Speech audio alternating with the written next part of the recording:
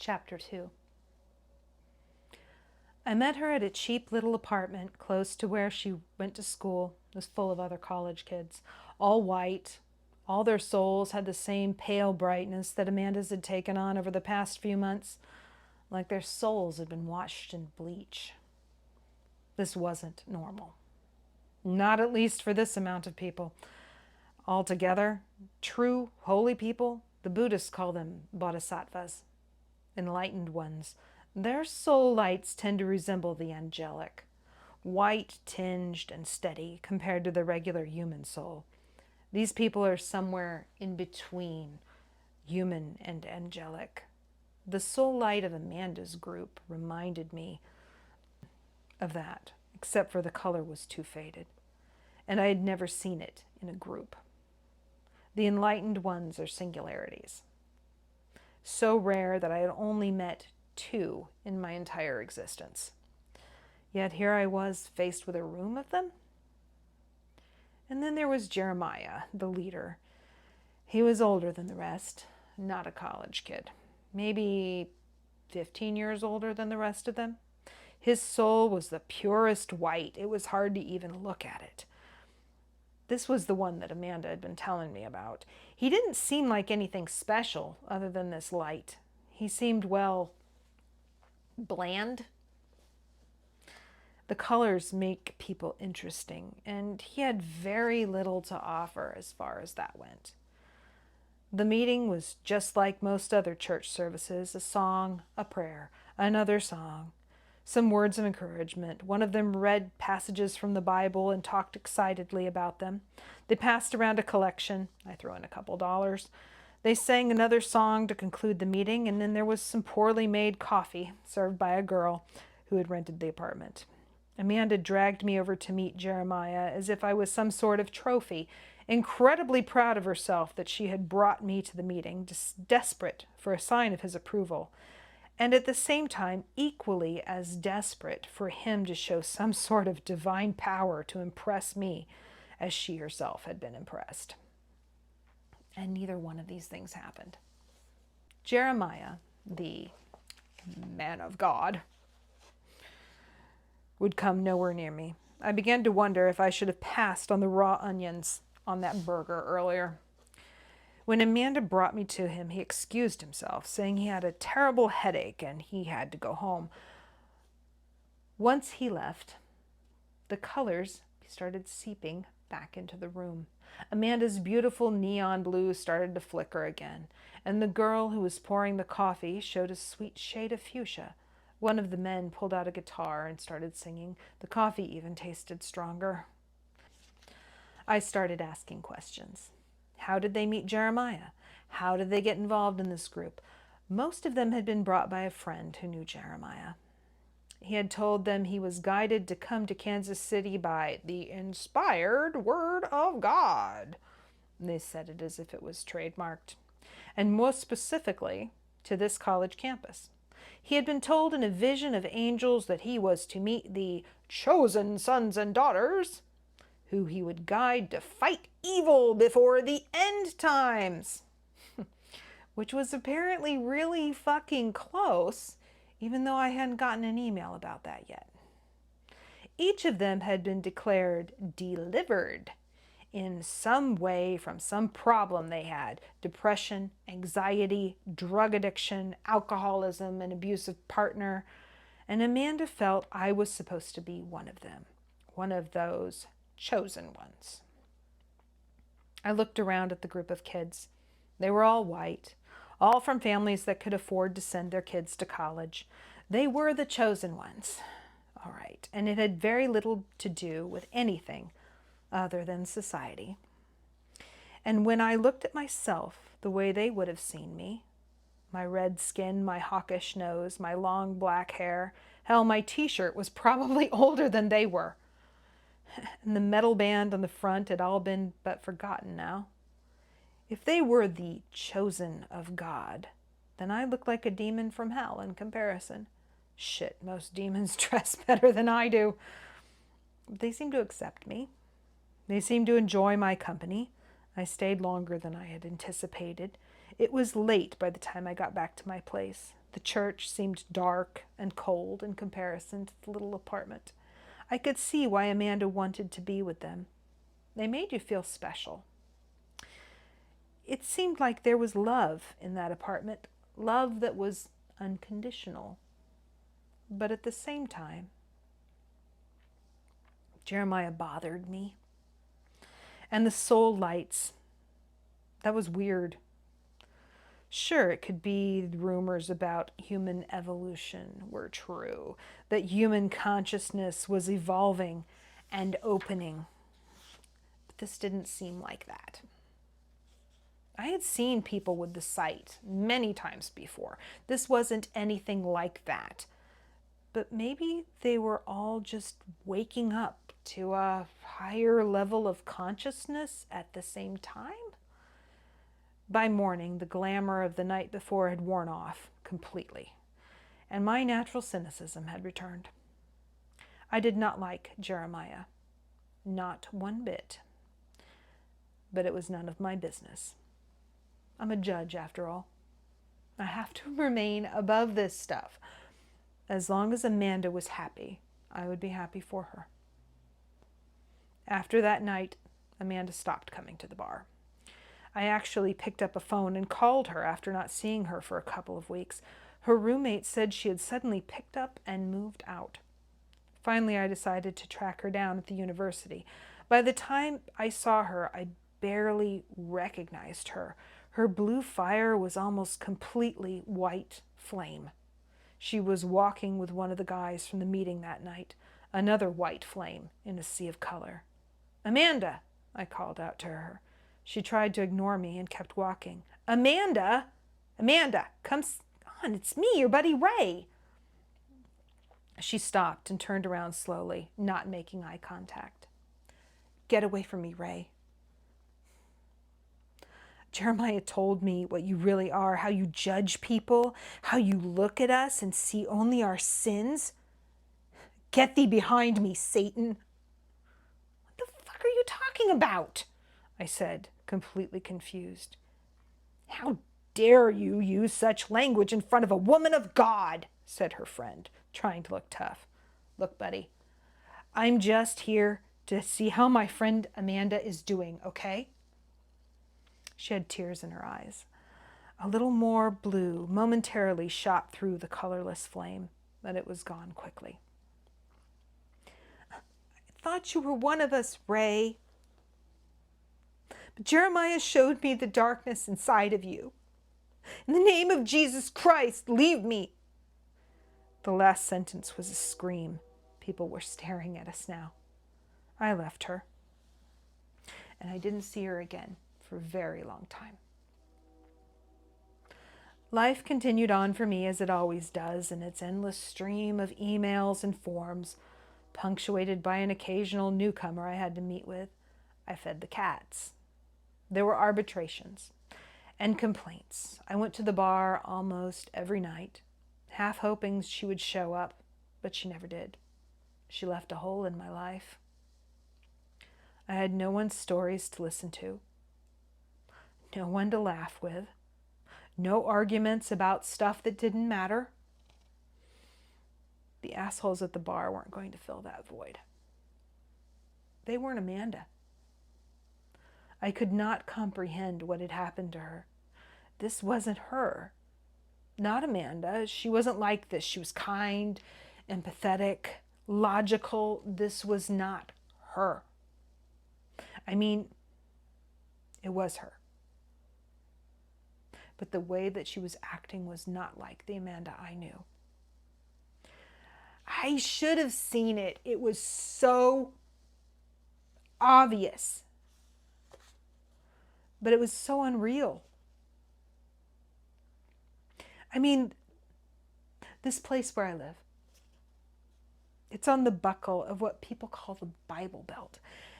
You can't throw a rock without hitting a deeply religious, dyed-in-the-wool sheet for Jesus. New churches sprout up every day, and fundamentalist Bible thumping is the name of the game, and every one of them claim to have the truth. And none of them do. guess what? The truth, as they claim to know it, doesn't actually exist. Yeah, that statement will piss off some people, probably even some angelic people. The truth is something that humanity has an insatiable hunger and thirst for. They crave it. It's that old craving for the fruit of the tree that will give you the knowledge that will make you like God. It is the human condition to want this. It is the human condition to never be able to attain it. Humanity likes to fixate on the good part of that knowledge and ignore the other half they need to be like God. That tree was the tree of the knowledge of good and evil. Both. Two sides of the same coin.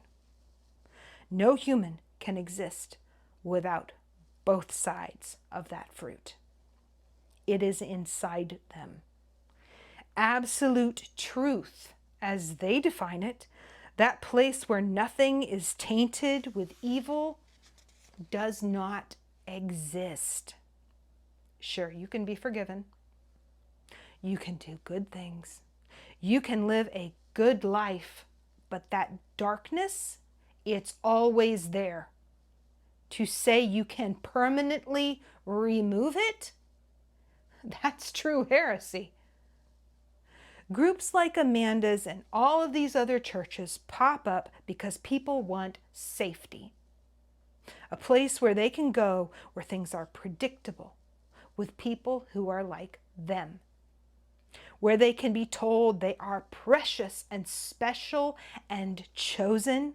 A place where they are accepted, where their world view, once it lines up with the particular brand of truth the group is teaching, isn't questioned or threatened by those outside.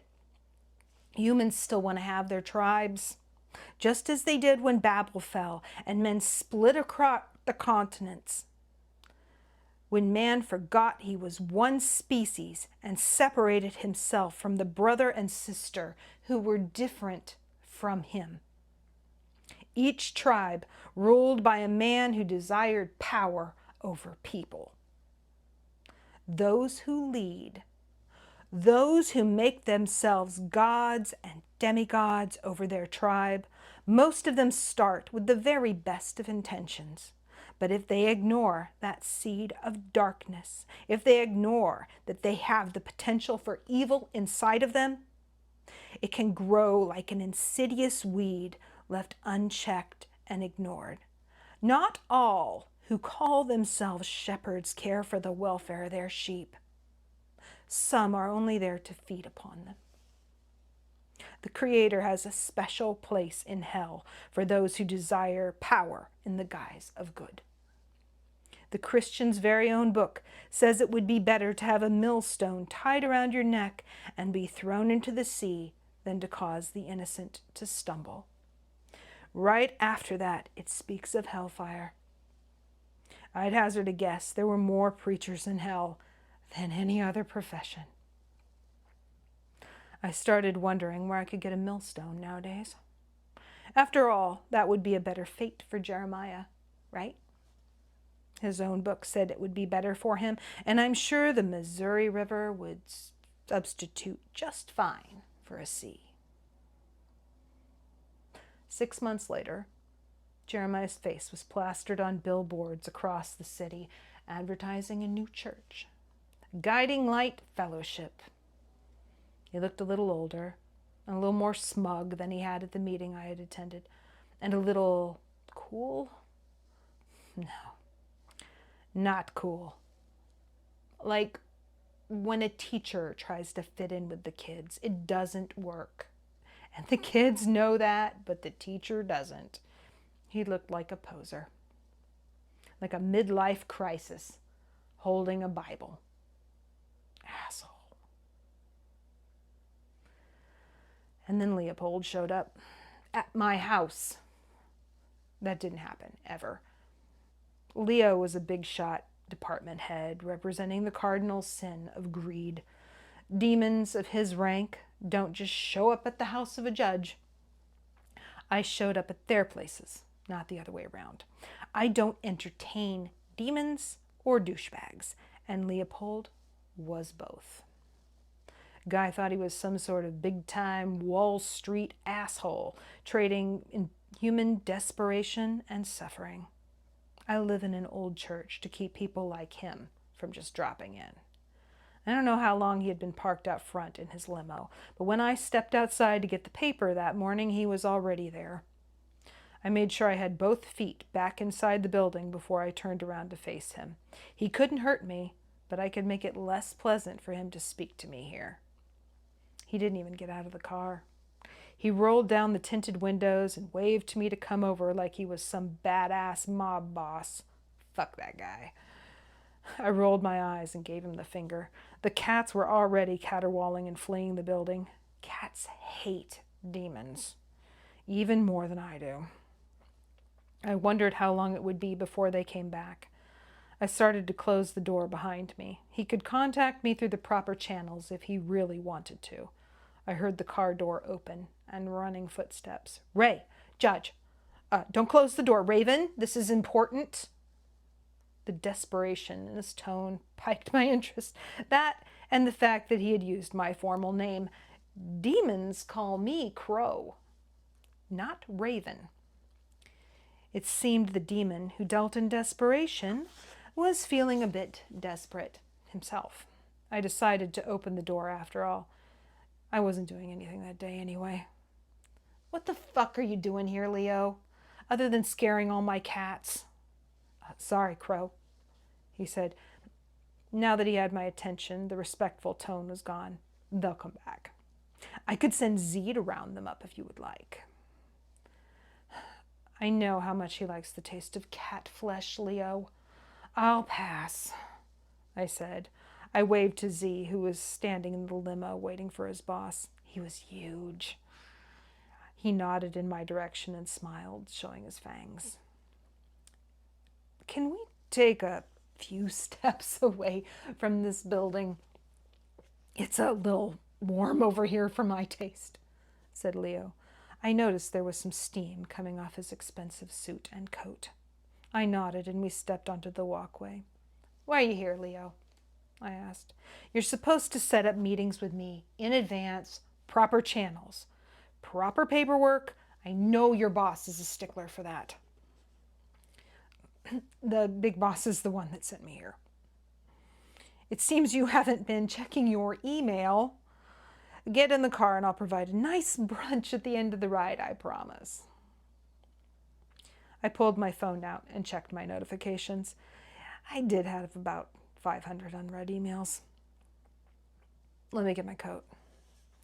Brunch did sound good. When I came back out, Z was holding the car door open for me. I slid in next to Leo and we pulled away from the curb. I could hear the slush on the wheels as we headed for the freeway. Nice suit, I said half sarcastically. You should let me hook you up with my stylist and tailor. You've been wearing the same thing for the last 100 years. I don't even think you have a decent haircut, Crow. Long hair is so last century. Maybe you could branch off into a colored t-shirt instead of just black? No, I answered. I wished I had more than one cup of coffee before I left the house. Oh, that's right. I forgot. Judges are supposed to wear the traditional color of the job. Honestly, you could at least wear something that showed a little dignity of your position instead of that. He gestured at my entire person with disgust. I looked at him, wishing he would shut up. We pulled onto the freeway. I saw 3 billboards with Jeremiah's smug face plastered across them before I had enough of Leo's continued critique of my wardrobe. Leo, your boss didn't send you to get me so you could give me fashion advice. What is so important that you had to drag me to your office in person? I asked. Fair enough, he said. That guy right there is the problem. He pointed to Jeremiah's face as another billboard flew by outside the limo. He is a big problem. Revenue is unnaturally down. Big dip in traffic to my casinos. The free buffet promotion isn't even working. How do you know that guy is your problem? The economy isn't great at the moment. People have less disposable income. That could explain it, I said, feigning indifference. No, I do my best work when the economy is bad. Trust me, and this is across the board, all departments. Lust, envy, pride, wrath, sloth, gluttony, all of them. Prostitution is down, addiction is down, alcoholism down. Nina is losing her clients and employees. Ira's department is doing better than the rest. But even his cops and government officials aren't able to function as they used to. So less violence, less corruption, less fear. It's affecting everything. Leopold looked genuinely distressed. He had pulled out his cigarette right after I got in the car, but now smoke was pouring out of his mouth as he talked. It's within the rules of humans to influence humans, Leo. Unless you have some sort of proof something else is involved, I can't do anything, and you know that, I said. We don't think it's human influence. It's not possible, he said, lighting another cigarette with the snap of his finger. Even gang violence is down. There aren't even church-going people, but the ripples from that guy are causing all of it. His influence can't be that way naturally. He has to have help. Crow, we have a problem. We are facing possible labor strikes on our end. Do you know what the implications of that are for this city and even for the region? Doesn't sound too bad to me, I said. No? Well, some of the big guys are threatening to show up in person if we can't get this under control. I rubbed my face in frustration. This was bad. But if I acted as if it was a serious threat, it could cause a panic in the demonic realm in KC. Ever see a panicked demon? It's ugly, and it is dangerous. On a large scale, it could be catastrophic. Leo puffed angrily on his cigarette. I watched the city go by outside the window. I started to smell sulfur and stagnant water as we approached the river. I wondered how many unauthorized portals to hell were located under the boats, as the locals call the casinos. For Leo to take me specifically to one of these to meet with all the department heads showed just how serious he considered the situation to be. If I decided to go looking for illegal immigrants from the lower region and found them, I had the authority to shut him down. He was taking a major risk. Well, maybe a risk. I don't give a shit about illegals. Too much work to shut it down and too much paperwork. I'm too lazy for all of that.